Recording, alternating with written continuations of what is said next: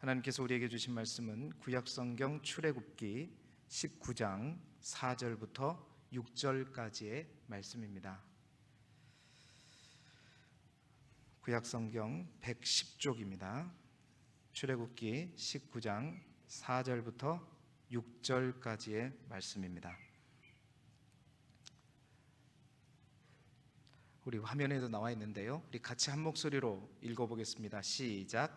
내가 애굽 사람에게 어떻게 행하였음과 내가 어떻게 독수리 날개로 너희를 업어 내게로 인도하였음을 너희가 보았느니라. 세계가 다 내게 속하였나니 너희가 내 말을 잘 듣고 내 언약을 지키면 너희는 모든 민족 중에서 내 소유가 되겠고 너희가 내게 대하여 제사장 나라가 되며 거룩한 백성이 되리라. 너는 이 말을 이스라엘 자손에게 전할지니라.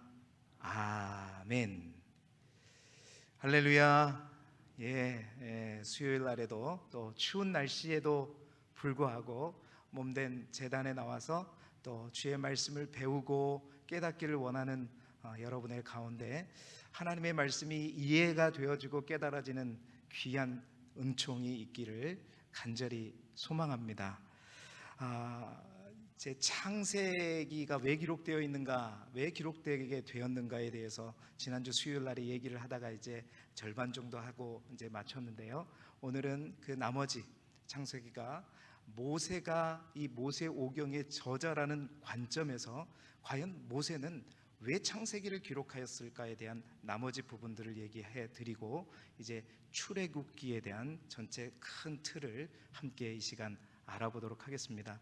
여러분은 가지고 계시는 그 교재를 좀 갖고 다니시고 특히나 이 수요일 날에는 형광펜 같은 것도 하나씩 있으시면 가지고 다니시면서 볼펜에 체크도 좀 해보시고 그렇게 해서 적어 가시면서 함께 오시면 더 큰 이제 큰 숲을 보는 시간이니까요, 함께 할 수 있었으면 좋겠습니다. 잠깐 지난주에 했던 걸 약간 우리가 복습하면서 다음 걸 이어가자면, 모세가 하나님으로부터 소명을 받았을 때 출애굽기 3장 4장에 걸쳐 보면 모세의 소명장이죠. 그 소명을 받을 때 보면 모세에게 의문이 그거였습니다. 쉽게 하나님 앞에 제가 가겠습니다, 제가 그 일들을 감당하겠습니다 하지 못했던 이유는 세 가지 질문 때문이었어요. 우리가 하나님으로부터 뭔가 소명을 받을 때 다 모두가 이 세 가지 단계를 거치게 됩니다. 그 첫 번째 단계가 뭐냐면 나라는 존재가 무엇인가에 대한 정체성, 나에 대한 인식이 있고요. 두 번째는 하나님에 대한 분명한 인식이 있어야 돼요. 내가 누구이고 하나님이 누구이고, 그래서 그 하나님이 지금 나에게 무엇을 원하시는가가 나에게 이해가 되어야 되고 깨달아져야 우리는 그 하나님의 부르심에 제가 가겠습니다, 이 단계를, 이 수순을 밟아서 우리가 언제나 하나님의 부르심의 단계에 우리가 응답하게 되어 있거든요. 근데 모세는 그러한 부분에 있어서 하나님을 딱 봤을 때 주님이 아니라 두려워했고, 그 하나님께서 뭐라고 했을 때 왜 내가 그걸 해야 될 줄 몰랐고, 또 이스라엘 백성들에게 그것을 하나님을 전할 때 그 하나님을 어떻게 전해야 될 줄도 몰랐단 말이에요. 자기 자신이 그 세 가지 질문에 대한 답을 할 수 없으니 내가 말 주변이 없다고 핑계대고 이리저리 핑계대면서 다 손을 빼려고 했단 말입니다. 그런데 그가 이제 그 사실, 내가 누구이고 또 나뿐만 아니라, 그러니까 이스라엘 백성들에게도 함께 출애굽하자 그랬을 때 그 사람들이 왜? 뭐 때문에? 누가? 내가 왜? 이렇게 질문하면 어떻게 그거에 대해서 답을 줘야 이스라엘 백성들도, 200만이 넘는 이스라엘 백성들도 그래 모세요 같이 갑시다 이렇게 할 거 아닙니까? 그래서 모세는 자신에게 자신이 갖는 질문이기도 하지만 이스라엘 백성들 또한 동일하게 질문한 이 세 가지 질문에 대한 답을 기록하기 위해서 뭘 썼다? 창세기를 기록했다. 그래서 지난번에 이제 거꾸로 역추적해서 창세기 50장으로부터 쭉 거꾸로 갔어요. 제일 먼저 가장 큰 분량을 차지하고 있는 12장부터 50장까지 하나님께서 아브라함을 저 갈대아 우르에서 부르시고 1800km가 떨어진 이 가나안 땅까지 부르셔서 굳이 아브라함을 그 먼 곳에서 부르셔서 하나님의 약속을 5번에 걸쳐서 주시고, 또 그 약속을 그의 아들 이삭에게 2번 또 나타나셔서 또 거듭 말씀하시고, 그 약속을 3번째 야곱에게 또 3번 나타나셔서 동일한 약속을 거듭 말씀하셨거든요. 그래서 아브라함과 이삭과 야곱에게 총 10번에 걸쳐서 하나님이 약속하신 그 약속의 내용, 그것이 뭐였어요? 첫 번째는 내가 너희에게 복을 주겠다. 그 복이란 말의 최초의 언어로 표현하자면 창세기 1장 26절 27절의 말씀, 생육하고 번성하여 땅에 충만하는 것, 그 복을 내가 너희에게 주겠다. 첫 번째 약속이었고요. 너로 말미암아 모든 세상이 복을 받게 될 것이고 너는 복의 근원이 될 것이다. 2번째 약속한 또 하나의 약속이 뭐냐면 너의 자손들에 관한 약속이에요. 비록 내가 아브라함 한 사람을 선택했고 그 아브라함 한 사람으로부터 나의 선택한 나라가 시작하지만, 그 한 사람이 또 하나의 한 사람 이삭이 되고, 그 또 하나의 한 사람이 또 하나의 한 사람 야곱이 되고, 그 야곱을 통해서 12이 되고, 그 12를 통해서 어떻게 되어지는가? 저 하늘의 뭇별처럼, 바다의 모래알처럼, 또 땅의 티끌처럼 많아지게 될 것이다. 이게 2번째 약속이고요. 3번째 약속은 내가 너에게 약속한 그 땅을 주겠다. 그 땅이 뭐예요? 가나안 땅이죠. 아마 아브라함은 그 가나안 땅에 거할 때는 객으로 왔기 때문에 자기 땅이라고 생각하지 않았을 거예요. 이삭은 그 땅에 거하면서 이제 점점 여기가 내 땅이라고 생각을 했을 거예요. 그런데 야곱 때에 와서는 그 땅에 거주하려고 그랬는데 에서 때문에 무서워하고 저 바단 아람으로 도망갔잖아요. 그래서 바단 아람에서 20년 동안 그 땅을 그리워하면서 살다가 다시 돌아왔는데, 흉년이 들어서 나중엔 또 어디로 가요? 애굽이라는 땅에 또 가죠. 그렇게 가서 결국 이제 이렇게 될 줄 몰랐는데 어느새 야곱을 중심으로 한 70명의 가족들이 몽땅 대흉년이 들어가지고 흉년 2년 차에 애굽으로 내려갔어요. 자, 그 애굽으로 내려가는 가운데 하나님께서 주신 약속이 뭐냐? 바로 내가 너희에게 땅을 주리라. 그 땅은 하나님께서 약속하신 약속의 땅 가나안이었습니다.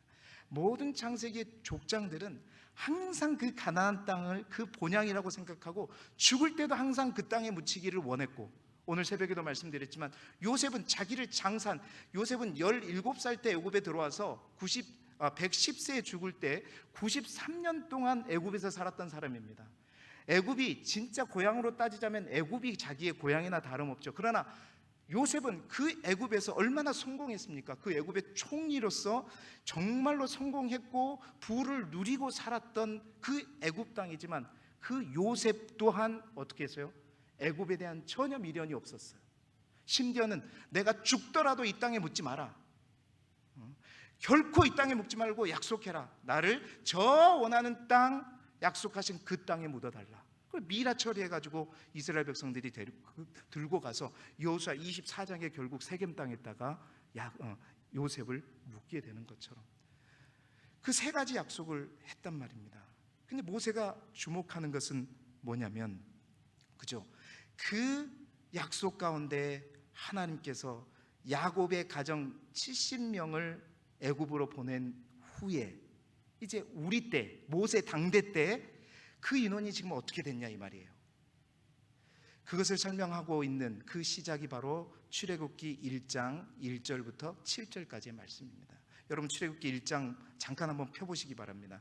출애굽기 1장 1절부터 7절까지의 말씀 가운데 1절부터 여러분 5절까지가 뭘 아직 아니에요. 1절부터 5절까지가 뭐냐면, 이제 애굽으로 내려갔을 때의 야곱의 가정의 인원이 몇 명이냐, 그때 창세기 46장에 보면 총 70명이라고 얘기했거든요.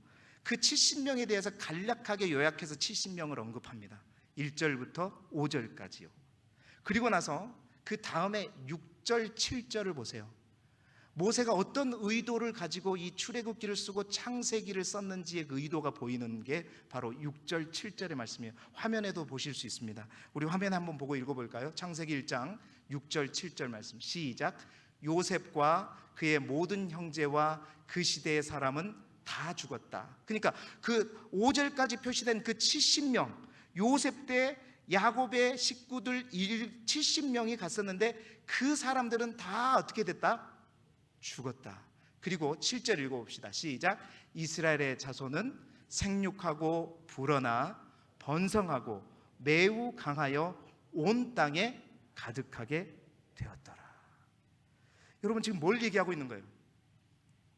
70명이 저기 불어나고 번성하여 매우 강하여 온 땅에 가득하게 되는 장정만 60만 명이 되는, 거의 아이들까지 다 하게 되면 200에서 300만이 되는 그 엄청난 그 인원의 배가가 생물학적인 번성이 아니라 이것이 하나님의 약속의 첫 번째 성취라는 거예요. 모세는 출애굽기 서두에 시작하면서 그것을 먼저 언급하고 있는 것입니다.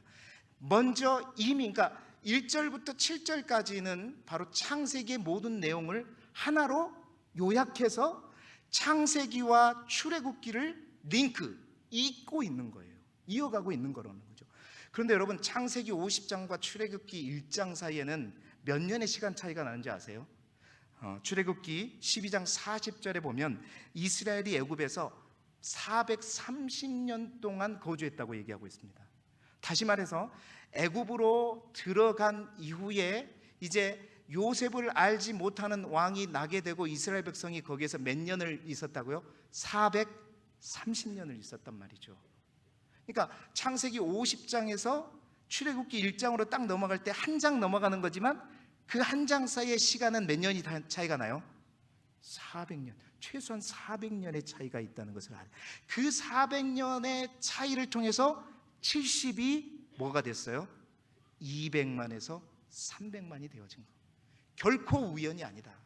이것은 하나님께서 아브라함과 야곱과 이삭을 통해서 약속하신 그 약속 언약 가운데 첫 번째 약속이 성취되는 것이다. 그런데 이스라엘 백성들이요, 그 약속뿐만이 아니라 우리를 소름 돋게 할 정도로 하나님께서 아브라함에게, 야곱에게 창세기 15장과 창세기 46장을 통해서 우리에게 분명하게 또 약속한 놀라운 사실이 하나 있는데, 아브라함에게 하나님이 이렇게 말씀하셨다. 너희가 애굽으로 가서 400년 동안 4대에 걸쳐서 괴롭힘을 당하다가 어떻게 많은 재물을 가지고 어떻게 다시 가나안 땅으로 돌아오리라 약속하였다. 뿐만 아니라 야곱이 70명의 가족을 데리고 애굽 땅으로 갈 때 브엘세바에서 하나님께서 나타나셔서 고민하고 염려하는 야곱을 향해서 애굽으로 내려가기를 두려워하지 말라. 내가 애굽으로 지금 내려간 후에 내가 반드시 너를 어떻게 하겠다? 다시 이 애굽에서 나가게 할 것이다. 인도하여 낼 것이다. 하나님은 자손 약속도 했지만 우리 민족의 이동에 대해서 애굽으로 갈 것이라고 분명히 약속했고, 그 애굽에서 많은 민족으로 번성하게 한 후에 다시 어떻게 하겠다? 그 애굽으로부터 반드시 나오게 하는데 400년 4대에 걸쳐서 아브라함, 이삭, 요셉, 야곱, 그리고 400년. 왜 400년이니까 430년이라고 했는데 30년은 요셉으로 인해서 형통했던 시간을 빼면 괴롭힘을 받았던 시간은 400년이겠다 이렇게 생각할 수 있겠죠. 아무튼 400년 4대에 걸쳐서 돌아오게 약속하신 그 하나님의 약속이 뭐다? 이제 지금 우리에게 원하시고, 하나님은 지금 이제 그 약속을 우리를 통해서, 나를 통해서 여러분과 함께 성취하기를 원하신다라는 거죠.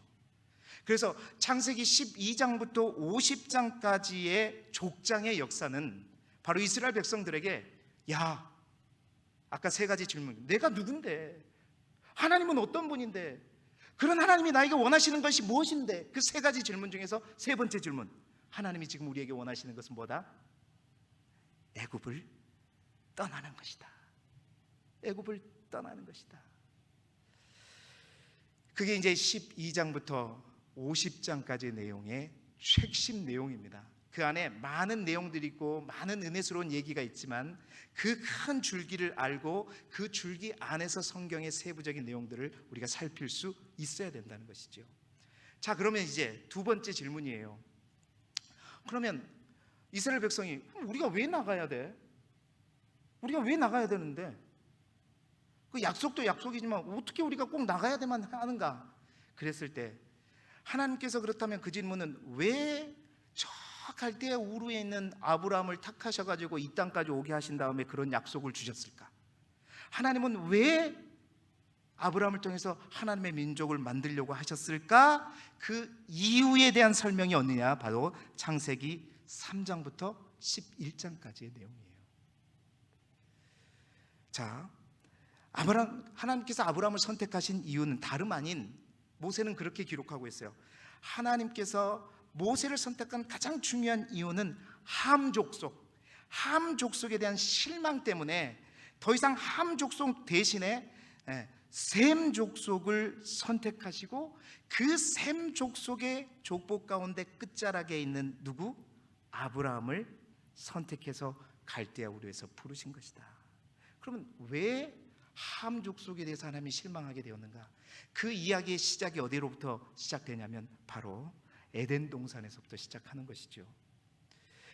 에덴 동산에서 하나님께서 선악과 에덴 동산을 창조하시고 인간에게, 아담과 하에게 모든 것을 다 누리고 먹으라고 하셨지만 동산 중앙에 있는 뭐만은요, 선악과만큼은 절대 따먹지 마라. 그것을 통해서 이 에덴 동산의 주인이 누구인 것을, 하나님이신 것을 하나님의 깃발을 통해서 알려주셨다고 얘기했죠. 그래서 선악과는 이것이 네 마음대로, 다 네 마음대로 하지만 이 한 가지 네 마음대로 할 수 없는 이것을 통해서 이 땅의 주인이 내가 아니라 하나님이라는 사실을 기억하게끔 한 것인데, 인간의 욕심이 그 99%를 가진 것에 만족하지 못하고 마지막 하나까지 가지려고 하는 인간의 욕심이 들어오면서 먹음직도 보암직도 지혜스럽게 할 만큼 탐스러운 그것들을 먹어버리면서 죄를 짓게 되었죠.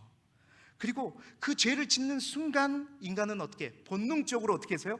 하나님을 피하고, 하나님이 아브라함아 부르실 때 하나님을 피하게 되고 숨게 되고 가리기 시작하고 두려워하기 시작했죠. 하나님께서 떨기나무 가운데 모세야 불렀을 때 모세가 제일 먼저 행한 행동이 뭐였어요? 하나님을 오 주여 어서 오시옵소서가 아니라 하나님을 두려워했죠. 모세도 그겁니다. 우리 안에 있는 그 죄성, 그 시작이 아담과 하와의 그 죄로부터 시작됐고, 그 다음부터 하나님 사이에는 뭔가 막이 생기기 시작했고 담이 생기기 시작했고, 그 다음부터 가인이 에덴 동산에 쫓겨나서 에녹성을 만든 성문화, 이 도시문화라고 하는 것, 그 도시문화의 절정이 바벨탑이지만 뭔가를 쌓고 서로를 분리하는 이 문화는 죄로부터 나온 문화예요. 죄로부터 나온 문화.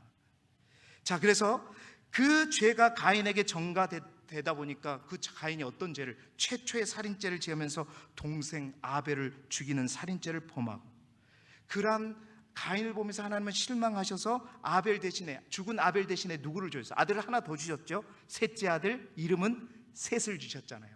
셋을 주셨는데 하나님은 그 셋이 하나님을 향하기를 기대했죠. 그런데 그 셋의 후손 또한 창세기 6장 2절에 보면 하나님의 아들들, 그들이 셋의 후손입니다. 하나님의 아들들이 가인의 후손들의 그 딸들을 바라보면서 자기가 좋아하는 모든 여자들을 아내로 삼기 시작했죠. 여전히 그 죄의 습성은 세세기에 가도 지워지지 않았단 말이에요. 그래서 사람의 죄악이 계속해서 세상에 가득하고 모든 계획들이 악함을 보시면서 우리 하나님께서 어떻게 땅 위에 결국 사람을 지으신 것을 한탄하게 후회하게 되는 지경까지 이르게 된 거잖아요. 그래서 마음에 근심이 되고 그 죄가 더욱더 퍼져나가게 하나님이 이제 결심을 했죠. 더 이상 그 죄가 퍼져나가지 않고 새롭게 뭔가 시작하기 위해서 홍수로 이 땅을 심판하겠다. 그 중에 하나님의 은혜를 입은 노아 한 가정을 살리시고 그 가정을 통해서 다시 한번 새롭게 해서 그들을 새롭게 하시겠다고 했는데 어떻게 했죠? 그 노아의 홍수조차도, 그 노아의 후손조차도 보니까 여전히 어떻게 해요? 죄를 짓더라. 그 노아의 자녀들 가운데 누가 있어요? 셈, 함, 야벳이 있었잖아요. 그 세 자손들 가운데 함의 후손 중에 니므롯이 신할 땅을 시작으로 하면서 큰 도시를 건설하기 시작했어요. 큰 도시 문화가 아까 뭐라 그랬죠? 죄의 문화라 그랬죠. 큰 도시를 건설하더니 결국 그 함의 후손들이 인간의 힘으로 뭘 바벨탑을 세우면서 어떻게 우리가 우리의 이름을 걸고 하나님께까지 가자. 그러니까 홍수를 통해서도 지워지지 않고 여전히 남아있는 인간의 죄성. 이제 하나님은 홍수로도 인간의 죄를 씻을 수 없다는 사실들을 알고 있죠. 그래서 이제는 하나님께서 직접 나서신 거예요.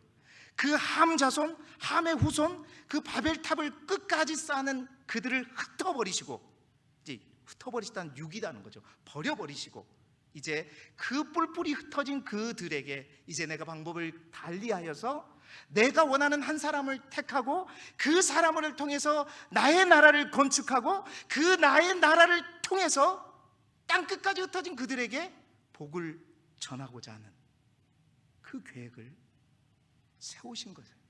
그래서 누구를 부르셨어요? 이제 함의 후손이 아니라 셈의 후손 가운데 누구? 아브라함을 선택하신 것이다. 결국 창세기 3장부터 11장까지의 내용은 우리가 어떤 존재인가? 왜 우리가 출애굽해야 되는가? 우리가 출애굽하지 않으면 우리는 소망이 없는 사람이라는 거죠. 우리 각자에게는, 우리 자신에게는 소망이 없어요. 이제 하나님의 뜻에 의해서, 하나님의 계획에 의해서 되어야지만 우리에게는 소망이 있는 그런 사람들이다. 그래서 우리가 이제 그 죄로부터 벗어나고 새롭게 될 수 있는 유일한 방법인 하나님의 방법과 계획대로 나아가기 위해서 어떻게 해야 된다?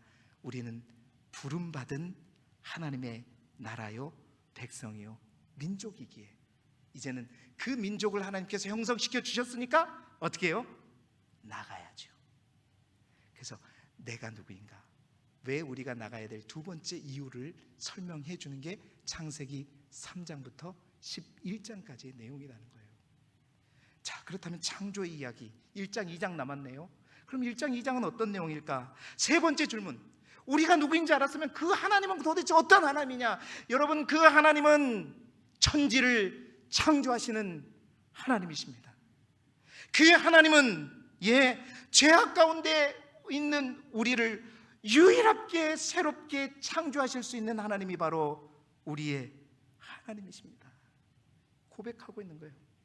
그 하나님께서 출애굽을 통해서 여전히 홍수 심판으로도 씻을 수 없는 죄 가운데 있는 타락한 이 세상이지만 하나님이 택하신 그 이스라엘이라고 하는 그 민족을 하나님의 인큐베이터인 고센 땅에 400년 동안 머무르게 하심으로 하나님의 민족으로 만드셔서 이제 다시 한번 출생하고 태어나게 하시기 위한, 여러분, 그래서 이 창세기 1장 2장은 출애굽을 앞둔 이스라엘 백성에게는 복음이었어요. 왜? 고난 속에, 죄악 가운데, 종살이 가운데 낙담하고 낙심하고 있는 지금 이스라엘 백성들, 모세 상황 속에, 모세 시대 이스라엘 백성들이 그랬잖아요. 바로에게 엄청나게 많은 고역을 당하고 있었잖아요. 숨도 못 쉴 정도로, 딴 생각하지 못할 정도로 완전히 고역을 하고 있는 그 상태에서 우리가 왜 살아야 하나?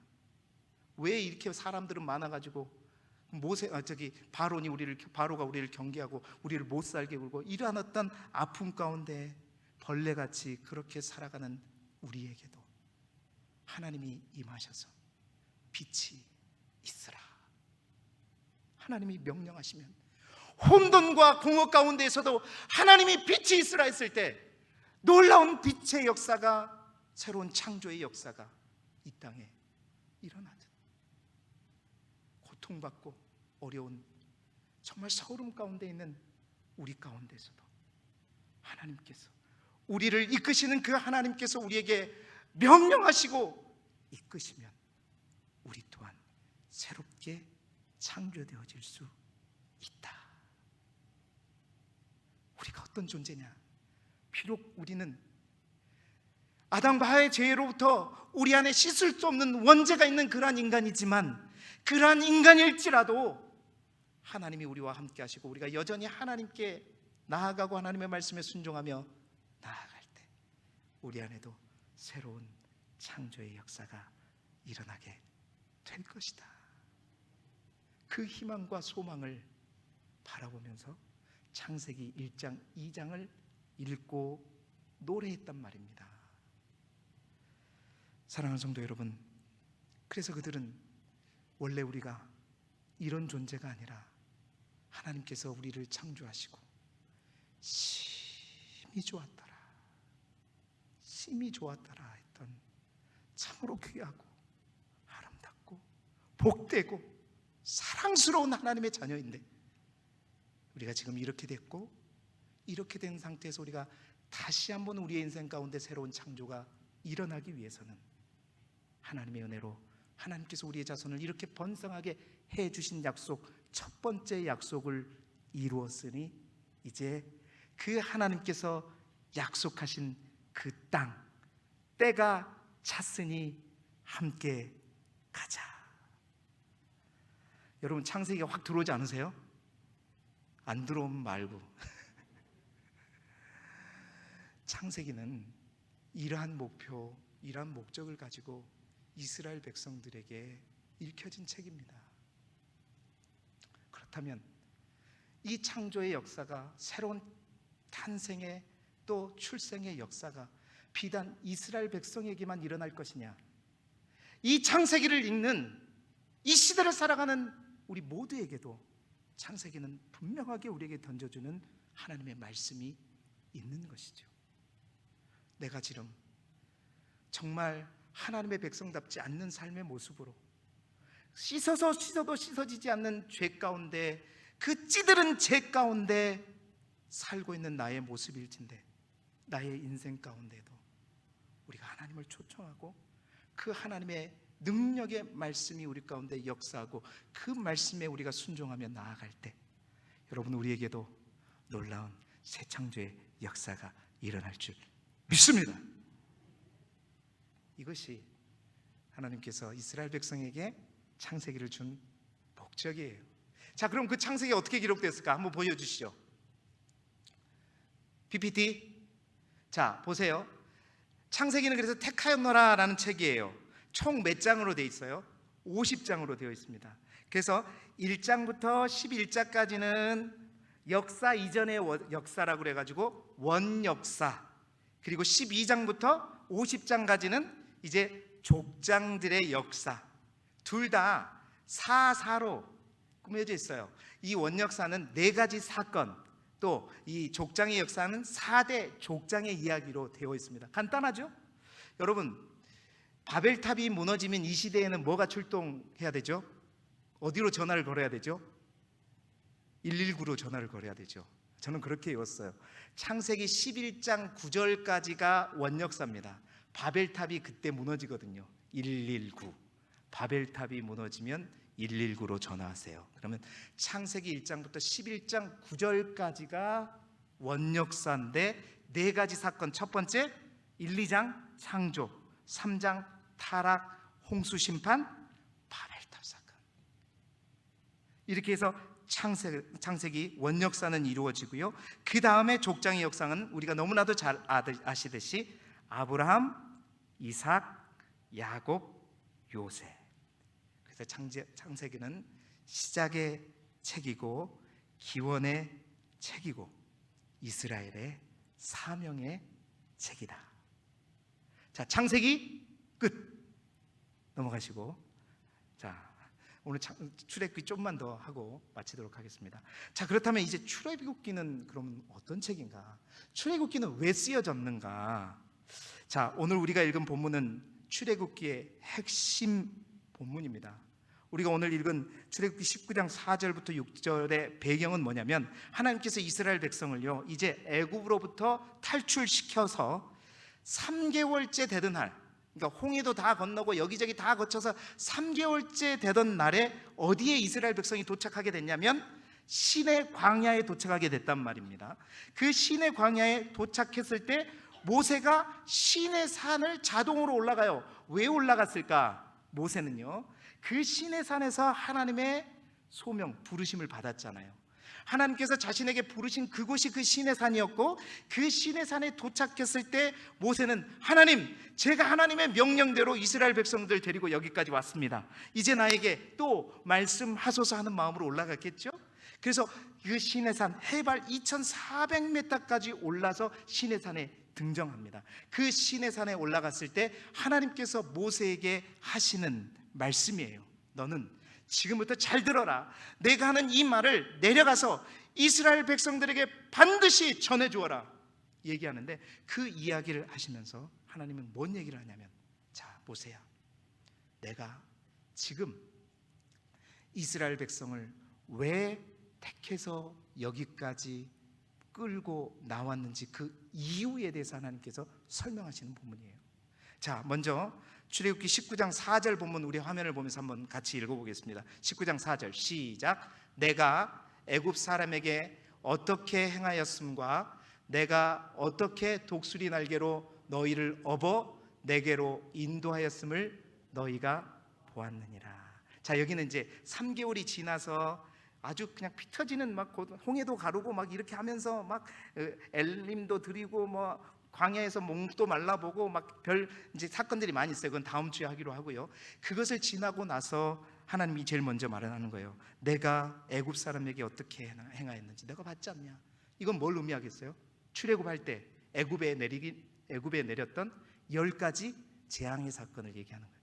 내가 애굽 사람들에게 어떻게 행하였는지 너 봤지? 두 번째, 내가 어떻게 독수리 날개로 너희를 업어 내게로 인도하였는지, 내가 어떻게 이 시내 광야까지 너희를 인도하였는지 네가 봤잖아. 앞뒤 좌우가 꽉꽉 막혀있는 그 홍해 상황 속에서 내가 어떻게 했니? 홍해를 갈면서 그 모든 인도하신 그 하나님을 어떻게 비유했어요? 독수리가 날개로 너희를 업어 내게로 인도하듯이 내가 여기까지 너희를 그 어려움 가운데에서도 수많은 광야를 거쳐서 이 시내 광야까지, 시내 산까지 내가 너희를 인도한 그 하나님이지 않니? 그렇게 얘기하면서 이제 5절 6절 말씀 함께 볼게요. 5절 6절 말씀 넘겨주세요. 함께 읽겠습니다. 시작. 세계가 다 내게 속하였나니 너희가 내 말을 잘 듣고 내 언약을 지키면 너희는 모든 민족 중에서 내 소유가 되겠고 너희가 내게 대하여 제사장의 나라가 되며 거룩한 백성이 되리라. 너는 이 말을 이스라엘 자손에게 전할지니라. 자, 그대로 두세요. 세계가 다 내게 속하였다는 말은 뭐예요? 이 세계의 주인은 누구다? 지금 나다. 내가 지금 애굽에서 행한 일 봤지? 그 애굽 이후에 내가 어떻게 너희들을 독수리의 날개로 업어서 여기까지 인도했는지 봤지? 이처럼 나는 세계가 다 내 안에 속하였는데 내가 너에게 약속한다. 내가 너에게 말한다. 반드시 이스라엘 백성들에게 전할 것은 뭐냐? 앞으로 너희가, 네뿐만 아니라 이스라엘 백성이 내 말, 여기서 내 말이라고 하는 것은 뭐냐면 바로 이 출애굽기를 통해서 하나님께서 내 말을 주시고 내 언약을 주십니다. 내 말이라고 하는 것은 바로 20장에 있는 십계명, 언약법, 도덕법을 말하는 것이고, 내 언약이라고 하는 것은 바로 창세기 21장부터 31장까지 있는 시민법과 또 의식법. 다시 말해서 이 통틀어서 이걸 뭐라 그래요? 내 말과 내 언약을 통틀어서 우리가 가장 잘 아는 단어로 율법이라고 하는 거예요. 하나님 나라에서 살아갈 때 지켜야 하는 법. 내 말을 잘 듣고 내 언약을 잘 지키면 내가 분명하게 온 세계를 통치하는 내가 너희에게 약속하리라. 내가 모든 민족 속에서 첫 번째 뭐가 되게 하겠다? 내 소유가 되게 하겠다. 너는 내 거다. 말라기 선지자는 너는 내 소유가 된다는 이 말을 어떻게 표현하냐면 하나님의 특별한 소유라고 그렇게 말라기서 3장 17절에 표현해요. 그러니까 네가 나의 보물의 1호가 되게 할 것이다. 너희는 내 거라는 것은, 여러분, 내 거는 누가 책임져요? 내 거 안 돼봐서 잘 모른가 보네요. 우리 아내는 내 거죠. 그럼 기분 나쁠 수 기분 좋죠. 내 거면 내 거라고 말한 이상 아프고 하면 누가 책임져야 돼? 내가 책임져야죠. 하나님이 다 책임지겠다는 거예요. 가장 소중한 보물 1호가 되겠다는 거예요. 나의 특별한 소유가 되겠다고 하는 거예요. 두 번째는 뭘 약속해요? 제사장의 나라가 될 것이다. 여러분, 하나님은 지금 모세에게 뭘 얘기하고 있냐면, 당신의 나라, 당신의 백성을 아브라함 한 사람으로부터 불러가지고 내가 원하는 내 나라를 만든 후에 내가 어떠한 꿈과 어떠한 비전을 갖고 있는가 지금 얘기하고 있는 거예요. 그 첫 번째 꿈이 그 나라를 만들어서 내가 너희들이 내 말과 내 언약을 잘 지킴으로 말미암아 정말 내 거가 되고 만들고, 또 하나는 제사장의 나라. 제사장의 나라라고 하는 것은 그거죠. 이제 그 바벨탑 사건으로 해서 하나님께서 흩어버린 인류, 하나님께서 내쳐버리고 버려버린 그 인류를 하나님과 인간 사이에 떨어진 수많은 사람들 사이에 제사장은 중보자잖아요. 제사장이 되어서 저 버려진 세상의 많은 사람들을 다시 한번 네가 다리가 되어줘서, 중간에 매개가 되어줘서 그들이 나에게로 다시 돌아올 수 있도록 만드는 한 사람이 아니라 하나의 나라로, 민족으로 내가 삼을 것이다 말씀하시는 것이고, 그리고 거룩한 백성. 하나님은 의로우신 하나님이라서 더럽고 추악한 사람은 신을 벗지 않으면 하나님께 나아갈 수 없는 존재예요. 거룩한 백성이 된다는 것은 우리가 하나님과 온전히 하나가 될 수 있는, 마치 그거예요. 우리가 예수 그리스도를 믿음으로 말미암아 그리스도 예수가 우리 안에 거하시는 것은 우리가 거룩한 백성이 되기 때문이죠. 이것이 이미 지금 이루어지고 있는 거죠. 지금 우리 때는. 그러나 그때는 하나님의 약속이 그래요. 내가 너희를 통해서 나의 율법을 잘 지킬 때 내가 내 소유가 되게 하고, 또 제사장의 나라가 되게 하며 거룩한 백성이 되게 하리라. 이것이 내가 너희를 향한 나의 꿈이니라. 하나님은 모세를 통해서 이스라엘 백성들을 이렇게 불러낸, 새롭게 창조해낸 그 이유와 목표와 방향을 얘기하는 것이에요. 그래서 출애굽기는 왜 쓰여졌느냐? 이제 그 하나님의 꿈을 실현하기 위해서 이스라엘 백성이 출애굽하는 그 과정과 그 과정 속에서 일어나는 어떤 일들을 통해서 결국 신의 산이라고 하는, 신의 광야라고 하는 하나님의 학교에 들어가서 이제 하나님께서 요건 요렇게 해라, 요건 요렇게 하고, 또 요건 요렇게 해서 너희들 안에 있는 죄의 문제를 해결하고, 그래서 항상 너희들이 거룩한 백성으로 저 홍수의 심판으로 씻을 수 없는 그 죄, 성막이라고 하는 곳에서 이렇게 짐승을 잡으면서 죄의 문제를 해결하고, 그것보다 더 중요한 것은 죄가 너희 가운데 발생하지 않도록 내가 법을 줄 테니 이 법에 따라서 살아가거라. 그렇게 해서 나의 꿈을 향해서 함께 가자. 이제 그 구체적인 작업의 준비와 출애굽해서 이제 시내산 학교에서 하나님의 가르침과 교훈이 시작되고 있는 책이 바로 출애굽기예요. 창세기는 복잡한 것 같지만 오히려 출애굽기는 내용이 복잡할 뿐이지 구조는 굉장히 간단합니다. 보여주세요. 그 다음 마지막. 자, 보세요. 출애굽기는요 총 40장으로 되어 있단 말입니다. 하나님께서 구속하신 책이에요. 이스라엘 백성을 구속하신 책이고요, 딱 두 개로 쪼개자면 이 출애굽과 율법으로 쪼갤 수 있어요. 그러니까 1장부터 18장까지 19장까지는 이스라엘 백성이 이제 애굽에서 출애굽하는 내용을 담고 있고요, 그 다음에 이제 19장에 와서는 어떠냐? 19장에 와서는 모세가 첫 소명을 받은 그 시내 광야에 도착했을 때는 이제 20장의 십계명으로부터 하나님의 율법을, 시민법과 성막법과 이런 법들을 쭉 가르쳐주고 성막의 모형을 보여주고 또 성막을 짓게 하는 내용이에요. 자, 출애굽기는 그래서 1장부터 11장까지는 애굽에 있다가 이제 1장부터 11장까지는 그래서 이제 애굽에 있을 때의 어떤 사건들 10가지 애굽에 내린 재앙 중심으로 소개가 되겠죠. 그 재앙이 끝난 다음에 출애굽기 12장에 이제 출애굽을 해가지고 19장까지는 출애굽에서 이동하는 과정 가운데 생긴 일. 그래서 19장에 딱 도착하게 되면 그곳에서 모세를 하나님께서 시내산으로 불러서 아까 내 소유 제사장의 나라 거룩한 백성으로 삼겠다 하면서 바로 20장에 넘어가서 십계명 주고 그 다음에 율법을 막 주시는 거죠, 모세에게. 그래서 그 율법을 이스라엘 백성들에게 가르쳐 지키게 하는, 그 가운데 이제 많은 율법과 함께 35장부터 40장까지는 성막에 관한 내용까지 나와 있는 것입니다.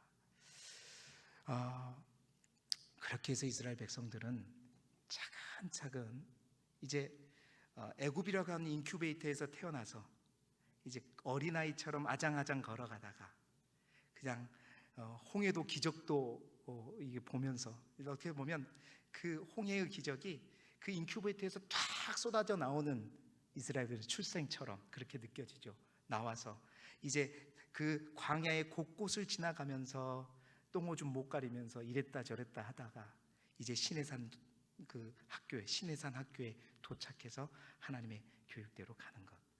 어떻게 보면 이것 또한 우리의 여정인 것 같습니다. 여러분, 우리 또한 우리의 출애굽 과정을 다 거친 사람들인데 이 출애굽기를 통해서 우리의 믿음의 여정 가운데 혹 우리가 잃어버린 사실들은 없는지 우리 자신을 다시 한번 점검하고 또 하나님 우리에게 어떻게 사시기를 원하시는지 율법을 통해서 우리가 다시 한번 배우고, 그래서 우리 또한 하나님의 꿈과 비전, 그 세 가지 꿈과 비전을 향해서 나아가는 저와 여러분이 되기를 주님의 이름으로 축복합니다. 기도드리겠습니다. 하나님 아버지,